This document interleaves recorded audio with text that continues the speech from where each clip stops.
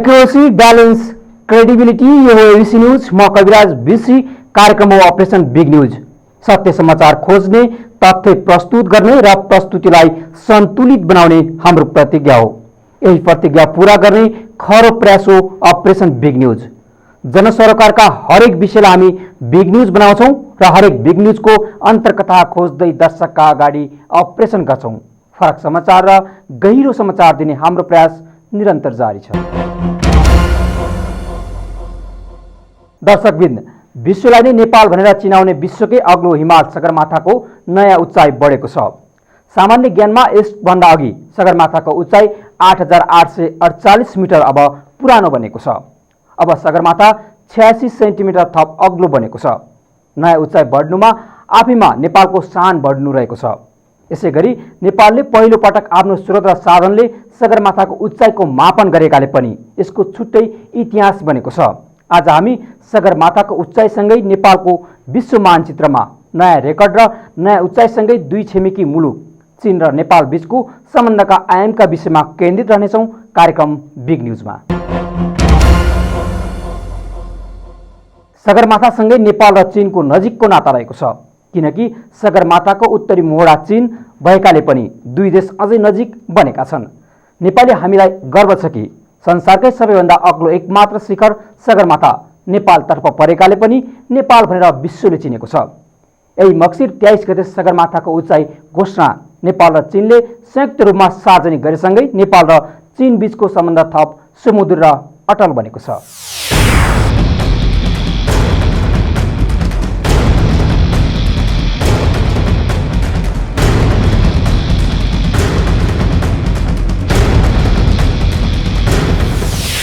मंसिर 23 गते मंगलबार नेपाल र चीनले दुवै राष्ट्रहरूको उच्च पदस्थ व्यक्तिहरू सहित संयुक्त रूपमा सगरमाथाको उचाइ 8848.86 मिटर भनेर सार्वजनिक गरे। तिब्बती भाषामा चुमोलङमा भनिने सगरमाथाको उचाइ यो पटक 86 सेन्टिमिटर बढ्यो। यससँगै सगरमाथाको विश्वासिलो र भरपर्दो उचाइ कायम भएको प्रधानमन्त्री केपी शर्मा ओलीले दावी गर्नु भएको छ। विगतमा भन्दा सगरमाथाको उचाइ बढेकोमा प्रधानमन्त्री ओलीले नेपाल, चीन र सिंगो विश्वलाई नै बधाई दिनुभयो। समृद्ध नेपाल र सुखी नेपालीको राष्ट्रिय आकांक्षा बोकिरहेको सरकार सामाजिक, सांस्कृतिक एवं भौतिक समृद्धिमा पनि प्रतिबद्ध रहेको उहाँले बताउनुभयो। अब सगरमाथाको उचाइ 8848.86 मिटर पहिले भनिएको भन्दा बढी उचाइ भएको तथ्य सार्वजनिक भएको छ। यो खुसीको कुरा हो र हाम्रो देशको उचाइ नेपाल, चीन दुवै देश र त्यसै गरी सिंगो विश्वलाई नै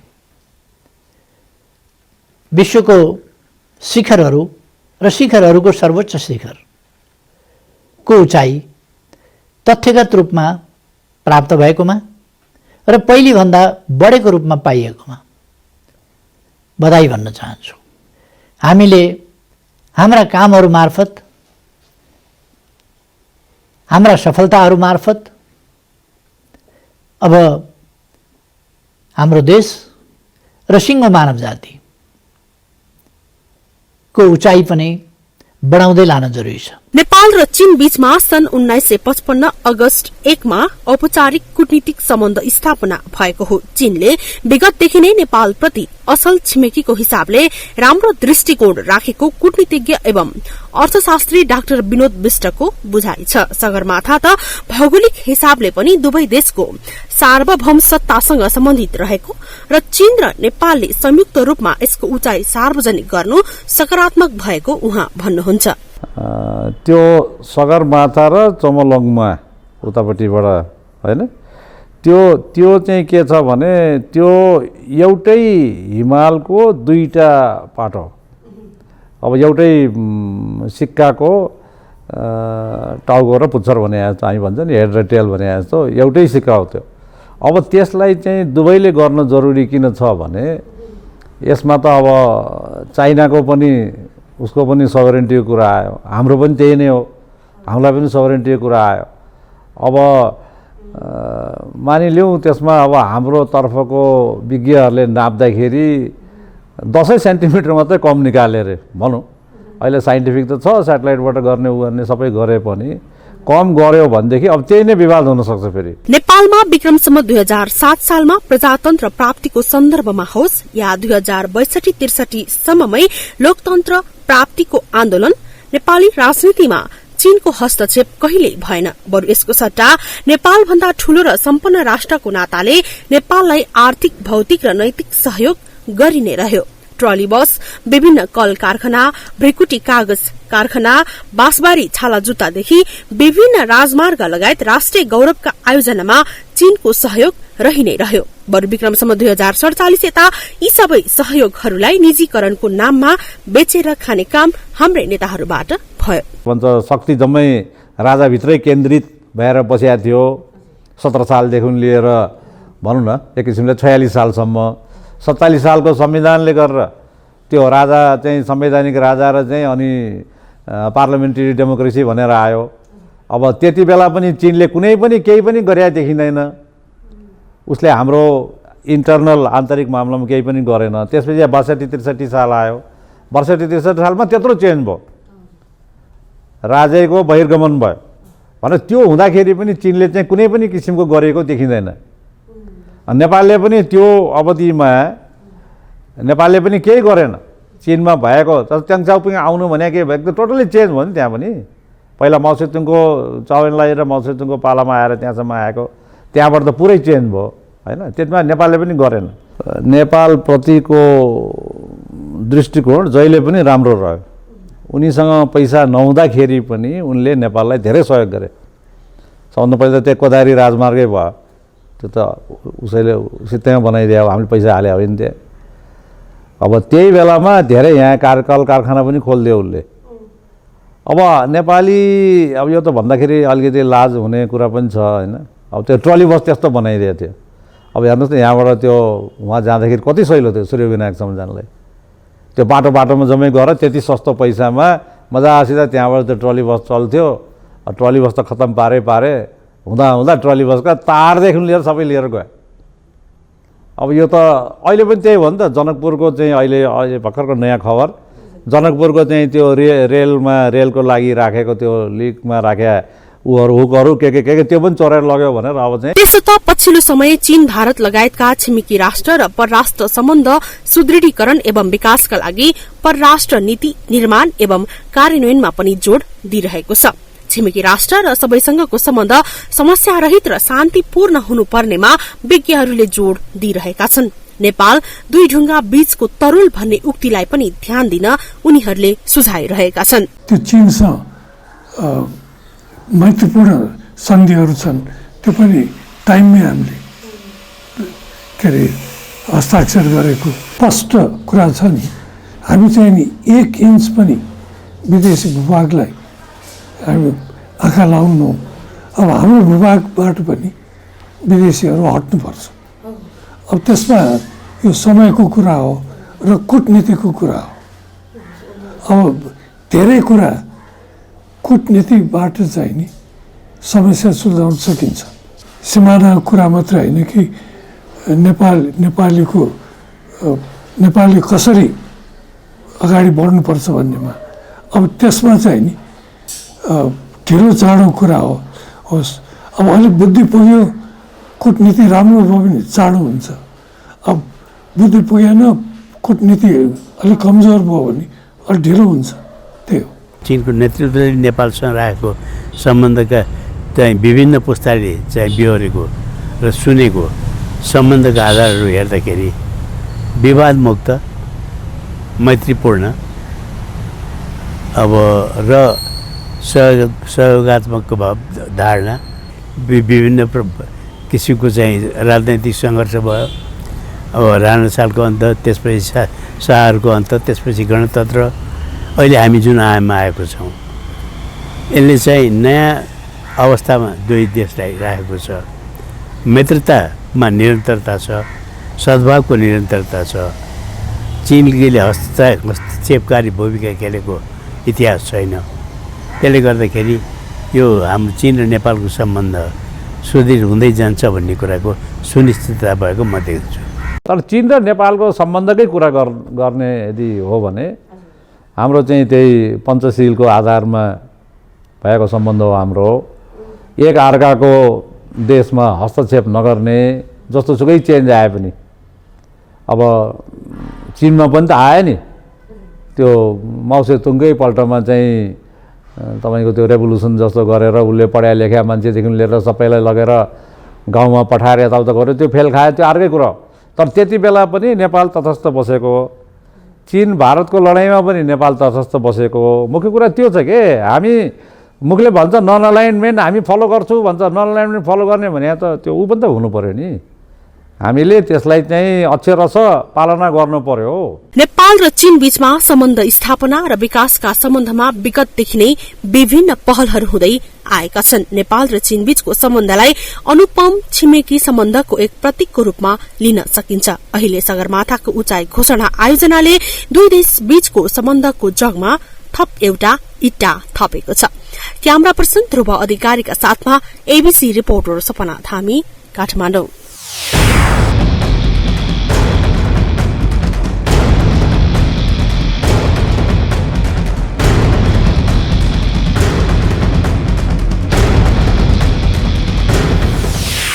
नेपालको उत्तरी छिमेकी मुलुक चीन र नेपाल बीचको सम्बन्धमा कुनै विवाद छैन। सगरमाथाले समेत चीन र नेपालको सीमा छुट्याएकाले कुनै बखत उच्च हिमालकै सन्दर्भमा विवाद आउन सक्थ्यो। तर चीन र नेपाल बीचको ऐतिहासिक सम्बन्धले सगरमाथा जस्तै दुई देशको सम्बन्ध समेत उच्च रहेको छ। थप प्रसङ्ग जोड्नेछौँ एकैछिनको ब्रेकपछि।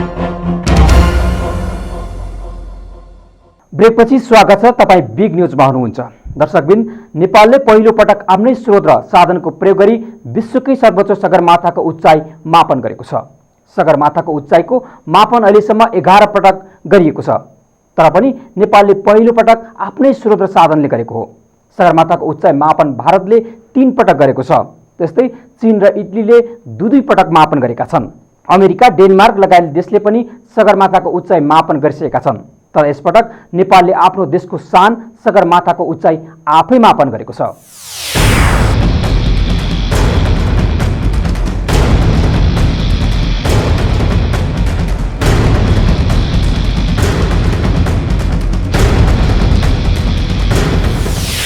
नेपाललाई विश्वमा चिनाउने सगरमाथाको उचाइ विभिन्न देशहरूले सर्वेक्षण गर्दा फरक फरक नतिजा आउने गरेको थियो। अहिलेसम्म विभिन्न चरणमा मापन गर्दा फरक फरक उचाइ आएपछि नेपालले आफ्नै स्रोत र साधनको प्रयोग गरेर नयाँ उचाइ सार्वजनिक गरेको हो। करिब 15 करोड़ खर्च गरी नापी विभागले अत्याधुनिक प्रविधि सहित 4वटा प्राविधिक टोली परिचालन गरी 2 वर्षको सर्वेक्षणबाट सगरमाथाको उचाइ बढेको तथ्याङ्क सार्वजनिक गरेको हो। सगरमाथाको उचाइ मापनका लागि त्रिकोणात्मक र जीपीआरएस र हेलिकप्टर मार्फत मापन गरिएको थियो। चीनिया राष्ट्रपति नेपाल आउँदा चीन र नेपालले संयुक्त रूपमा सगरमाथाको उचाइ नाप्ने सहमति अनुसार उचाइको मापन गरिएको थियो। नापी विभागकै टिमले नै जीपीआरएस यन्त्र सहित सगरमाथाको शिखरसम्म पुगेर बढेको उचाइ पत्ता लागेको हो। सगरमाथाको 170 वर्षको इतिहासमा नेपालले आफ्नै स्रोत र जनशक्ति प्रयोग गरी पहिलो पटक सगरमाथाको उचाइ मापन गर्न सफल भएको हो। 2072 साल वैशाख 12 गते आएको विनाशकारी भूकम्पपछि सगरमाथाको उचाइ समेत घट्न सक्ने आशंका समेत गरिएको थियो। तर नतिजा सगरमाथाको उचाइ 86 सेन्टिमिटर बढेर आएको छ। सबैभन्दा पहिले सगरमाथाको मापन ब्रिटिश सर्वे अफ इन्डियाले सन् 1849 मा गरेको थियो। त्यति बेला मापन गर्दा 8840.50 मिटर उचाइ निर्धारण गरेको थियो। तर त्यति बेला पुरानो प्रविधि प्रयोग गरेर मापन गरिएको थियो। त्यस बेला संसारको सबैभन्दा अग्लो चुली 15औं चुली नामाकरण गरिएको थियो। त्यसपछि सन् 1904 मा ब्रिटिशहरूले सगरमाथाको उचाइ मापन गरेका थिए। त्यसको नाम इतिहासकार बाबुराम आचार्यले सगरमाथा राखिदिएका थिए। त्यस्तै इस्ट इन्डिया कम्पनीका डाइरेक्टर जनरल इन्जिनियर जर्ज एभरेस्टले सन् 1849 देखि 1852 सम्म 3 वर्ष लगाएर सगरमाथाको उचाइ मापन गरेका थिए।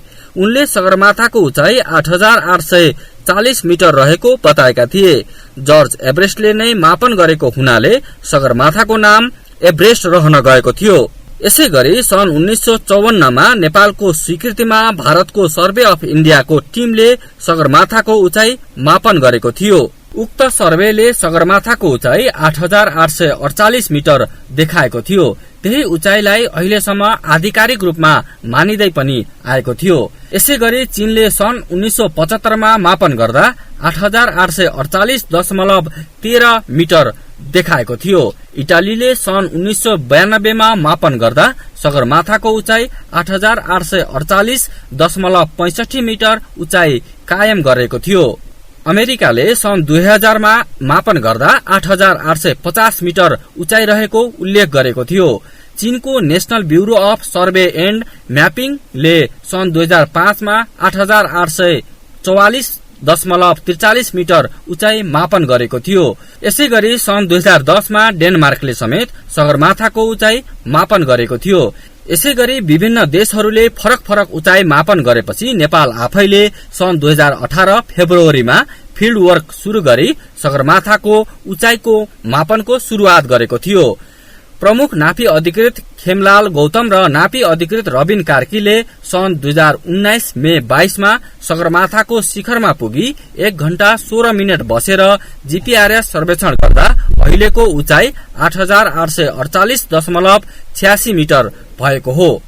विश्वकै अग्लो सगरमाथा पहिलो मानव आरोहण भएको वर्ष 1953 देखि नै विभिन्न कीर्तिमान बन्दै आएको छ। सगरमाथाको शिखरमा पहिलो पटक पुग्ने कीर्तिमानी नेपालकै तेन्जिङ शेर्पा र न्यूजील्याण्डका सर एल्मन्ड हिरारी नाममा छ। त्यसपछि सन् 1975 मेमा जापानकी जुनको ताबे सगरमाथा चढ्ने विश्वकै पहिलो महिलाको रूपमा कीर्तिमान छ। यस्तै सन् 1993 अप्रिलमा नेपालकी महिला पासाङ लामु शेर्पाले सगरमाथाको शिखर चुम्ने पहिलो नेपाली महिला बनेकी थिइन्। यसै गरी 24 पटक सगरमाथा आरोहण गर्ने कामी रिता शेर्पाको विश्व कीर्तिमान छ। एबीसी रिपोर्टर छवि सापकोटा, काठमाडौँ।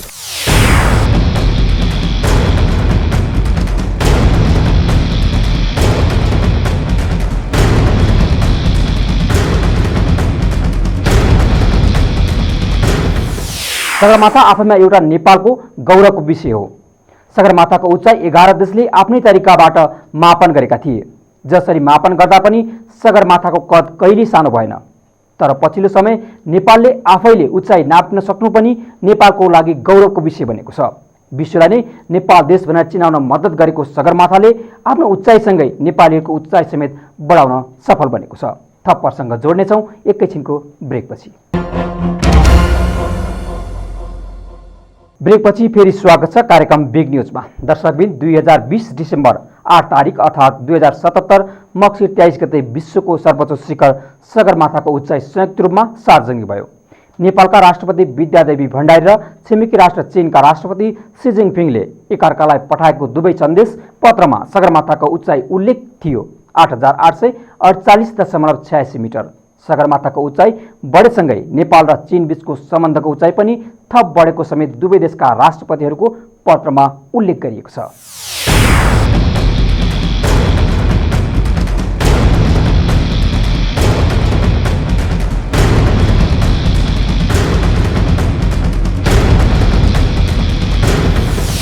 राष्ट्रपति विद्यादेवी भण्डारी र चीनका राष्ट्रपति सी जिनपिङले 2020 डिसेम्बर 8 तारिक अर्थात 2077 मंगिर 23 गते एक अर्कालाई पठाएको दुवै सन्देश पत्रमा विश्वको सर्वोच्च शिखर सगरमाथाको उचाइ पुनः अपग्रेड भयो, जसमा सगरमाथाको उचाइ एकसाथ घोषणा भयो 8848.86 मिटर। यससँगै नेपाल र चीन बीचको सम्बन्ध संसारकै सबैभन्दा अग्लो शिखर सगरमाथा जस्तै उच्च हुने दुवै देशका राष्ट्रपतिहरूको सन्देश पत्र मार्फत प्रतिबद्धता व्यक्त भयो। राष्ट्रपति भण्डारीले पठाउनु भएको सन्देश परराष्ट्र मन्त्री प्रदीप कुमार गेवाली र समकक्षी सीको सन्देश चीनका विदेश मन्त्री वाङ यीले वाचन गर्नु भएको थियो। I have the honor to read out the message of the President of Nepal, Right Honorable Mrs. Vidyadevi Bhandari, addressed to His Excellency Mr. Xi Jinping, President of the People's Republic of China. Quote, Excellency, it gives me great pleasure to state that Nepal and China have always remained good friends, close neighbors, and trusted partners. Since time immemorial, our two countries have been enjoying friendly relations marked by immense goodwill, strong friendship, close cooperation, mutual trust, and genuine appreciation of each other's legitimate interests, concerns, and sensitivities. On behalf of China and Nepal to the world, that the new height of Mount Chumolungma Sagarmatha is 8,848.86 meters. Mount Chumolungma Sagarmatha is an important symbol of the long-standing friendship between our two countries. With foresight, past the Chinese and Nepalese leaders designated the world's highest mountain to be a boundary marker and named it Mount Sino-Nepalese Friendship. Our joint announcement today carries forward this tradition and see our vision for a trans-Himalayan multidimensional connectivity network becoming a reality.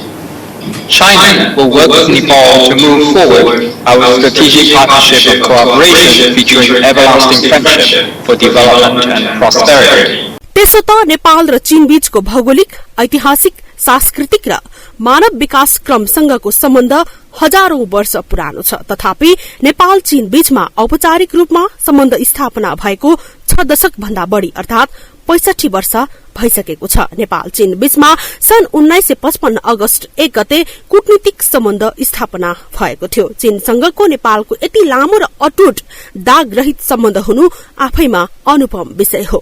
कूटनीतिज्ञ एवं अर्थशास्त्री doctor Vinod Bista बताउनुहुन्छ, सगरमाथा नेपाल र चीन बीचको सम्बन्धको सेतु मात्रै होइन, प्रतीक हो। नेपाल भन्दा कयौं गुणा ठूलो र शक्ति राष्ट्र चीनले अहिलेसम्म सीमा लगायत सगरमाथाकै विषयमा पनि कुनै गन्ध आउन दिएको छैन। नेपाल र चीन बीचमा सगरमाथाको सम्बन्ध एउटै सिक्काको हेड र टेल बराबरको सम्बन्ध छ। त्यसैले पहाड र नदीले जोडिएकोमा अब सेतु भन्ने त कुरै भएन। त्यो जोड्ने नै अब सगरमाथाले सेतु भने त अब लिटरली गयो भने त ब्रिजको कुरा आयो। ब्रिज त होइन, हैन, सेतु भने त ब्रिज न हो, त ब्रिज त होइन। तर के भने त्यो हाम्रो दुई देशको उच्चतम बिन्दु पनि हो, दुई देशको सिमानाको हिसाबले, दुई देशको भौगोलिक हिसाबले। र अहिलेसम्म नेपाल र चीनको सम्बन्ध दरिलो भएको, दह्रो भएको र त्यसमा झन्झन उचाइ बढ्दै जाने हिसाबले हेर्यो भने त्यसकारण चाहिँ त्यो हाम्रो दुई देशको मित्रताको प्रतीक भन्नु पर्यो, सेतु त होइन, प्रतीक भन्नु पर्यो। त्यसैले त्यो उतापट्टि साइडको उनको भयो, यतापट्टि साइडको हाम्रो भयो। तर सगरमाथा भनेर जुन चिनिन्छ त्यो चाहिँ नेपालको भयो। चिनियाको चाहिँ त्यही मैले अघि चोमोलङमा के भन्छ उनीहरूको चाहिँ त्यो चोमोलङमा भन्छ उनीहरूले, त्यही सगरमाथालाई उतापट्टि साइडबाट। त त्यो उनीहरूको पहिचान चाहिँ चोमोलङमा भयो, हाम्रो पहिचान चाहिँ सगरमाथा भयो। त्यसो त सगरमाथालाई सर्वोच्च र अचल बनाइराख्ने विषयमा हाम्रा पुर्खा र अग्रज राजनीतिज्ञहरूले खेलेको भूमिका त्यसै पनि गौरवमय छ। सुरुमा पिक एक्सभी नामाकरण गरिएको सगरमाथालाई सन् 1865 मा सर्वे अफ इण्डियाका तत्कालीन सर्वेयर जनरल कर्नेल जर्ज एभरेस्टको सम्मानमा अंग्रेजहरूले सगरमाथालाई माउन्ट एभरेस्ट भनेर नाम दिएका थिए। इतिहास शिरोमणि बाबुराम आचार्यले पछि यसको नाम सगरमाथा भनेर राख्नुभयो। तिब्बती भाषामा चोमोलङमा भनेर भनिने सगरमाथामाथि नेपाली सम्प्रभुताबारे नेपाली कांग्रेसका संस्थापक नेता एवं तत्कालीन प्रधानमन्त्री बीपी कोइरालाले चिनिया कम्युनिष्ट पार्टीका अध्यक्ष एवं राष्ट्रपति माओ सेतुङ र तत्कालीन प्रधानमन्त्री चाउ एन लाईसँग वार्ता गर्नुभएको थियो। कांग्रेस नेता सत्यनारायण शर्मा खनाल बताउनुहुन्छ, त्यो बेला पुरै सगरमाथा नेपालको हो भन्ने पक्षबाट वार्ता भएको थियो। तर जनमत संग्रहपछि राजासँग के सम्झौता भयो, अहिले उत्तरी मोहडा चीनको भएको छ। चाउ एन लाईले भने कि कसरी माउन्ट एभरेस्ट तपाईँको त नेपाली नाम पनि छैन, यो त झोमोलङमा हो, तिब्बतीय भाषामा झोमोलङमा भनिन्छ माउन्ट एभरेस्टलाई। त्यसकारण यो त झोमोलङमा हो, त्यसकारण हाम्रो होइन माउन्ट एभरेस्ट त चाउ एन लाईले भने कि त्यो त अङ्ग्रेज एभरेस्ट भन्ने इन्जिनियरको बाट राखिएको नाम हो, त्यसकारण तपाईँको होइन भन्दा किन छैन? हाम्रो नेपालीको नाम छ सगरमाथा, यसको नाम हो सगरमाथा, त्यसकारण यो सगरमाथा हाम्रो हो भनेपछि त्यतिखेर बीपी कोइरालाले माउन्ट एभरेस्ट चाउ एन लाईसँग वार्ता गरेर, माओ सेतुङसँग वार्ता गरेर ठुलो राष्ट्र भनेर नडराएर माउन्ट एभरेस्ट नेपालको बनाएर आउनुभयो। तर पछि जब जन्म सङ्ग्रहको घोषणा भयो त्यतिखेर फेरि चीनसँग के सम्झौता भयो राजाको थाहा छैन र अहिले उपल्लो पार्ट चीनको छ। नेपाल र चीनले संयुक्त रूपमा सगरमाथाको उचाइ सार्वजनिक गरिएको दिन ऐतिहासिक भएको परराष्ट्र मन्त्री प्रदीप कुमार गेवालीले बताउनु भएको छ। सगरमाथाको उत्तरी पाटो जनवादी गणतन्त्र चीनसँग सम्बद्ध रहेको र दक्षिणमा नेपाल रहेकाले विश्वसनीयता र प्रमाणीकरणको लागि सगरमाथाको उचाइ घोषणा सार्वजनिक कार्यक्रममा चीनलाई सहभागी गराएको परराष्ट्र मन्त्री गेवालीले बताउनु भएको छ। यसअघि सगरमाथाको उचाइ सम्बन्धमा विभिन्न विवादहरू देखिँदै आएकोमा अब भने ती दुविधा र आशंकाहरू निवारण भएको भूमि व्यवस्था सहकारी तथा गरिबी निवारण मन्त्रालयले समेत बताएको छ। Our traditionally close relations by expanding cooperation in wider areas of mutual interest. It was during this visit that we both decided to elevate our relations to a strategic partnership of cooperation featuring everlasting friendship for development and prosperity. This partnership, along with a host of agreements signed during the visit, have ushered us into a new era of bilateral engagements and collaboration. Both of our governments are committed to implementing those agreements and MOUs so as to realize the shared aspirations of socio-economic development and prosperity of our two countries and the peoples. सगरमाथाको उचाइ सम्बन्धमा रहेका दुविधापूर्ण स्थिति र आशंकाको अन्त्य भएको छ। यस कामबाट हामीले हाम्रो गौरव, हाम्रो स्रोत, हाम्रो सम्पत्ति, हाम्रो धरोहर अरूले चिनाइदिनु पर्ने लघुताभास र परनिर्भरताबाट मुक्त भएका छौं। सगरमाथाको उचाइ सँगसँगै नेपालीको मान र स्वाभिमानको समेत उचाइ बढेको छ। गौरवशाली इतिहासमा सुनौलो अक्षर अंकित पाना थपिएको छ, जुन पढेर नेपालीले गर्वबोध गर्नेछन् भन्ने मैले विश्वास गरेको छु। यस काममा कठिन संघर्ष अहोरात्र खटाई अनवरत परिश्रम गर्दै निष्ठापूर्वक समर्पित हुने सम्पूर्ण कर्मचारी एवं विज्ञहरू प्रति धन्यवाद व्यक्त गर्दछु। काम सम्पन्न गराउनका लागि आवश्यक सुझाव, हौसला र प्रेरणा प्रदान गर्नुहुने सम्माननीय प्रधानमन्त्री र सम्माननीय राष्ट्रपतिज्यू प्रति हार्दिक आभार प्रकट गर्दछु। नेपाल र चीनले संयुक्त रूपमा सगरमाथा अर्थात तिब्बती भाषामा चोमोलोङमाको उचाइ सार्वजनिक गर्नु स्वाभाविक र सकारात्मक भएको विज्ञहरूको धारणा छ। भौगोलिक सांस्कृतिक रूपले प्राचीन सम्बन्ध रहेको नेपाल र चीनले एकैसाथ सगरमाथाको उचाइ सार्वजनिक गरेसँगै दुई देश बीचमा कूटनीतिक र राजनीतिक सम्बन्ध समेत अझ मजबूत भएको चीनका राष्ट्रपति सीले उद्घोष गर्नु भएको छ भने सगरमाथा दुई देशको अनन्त मित्रताको प्रतीक रहेको राष्ट्रपति भण्डारीले आफ्नो सन्देश मार्फत बताउनु भएको छ। नेपाल र चीन बीचको सम्बन्ध यसरी नै सर्वोच्च शिखर जस्तै अटल र उच्च हुँदै जाओस्, हाम्रो पनि शुभ कामना। क्यामेरा पर्सन ध्रुव अधिकारीका साथमा एबीसी रिपोर्टर सपना थामी, काठमाडौँ।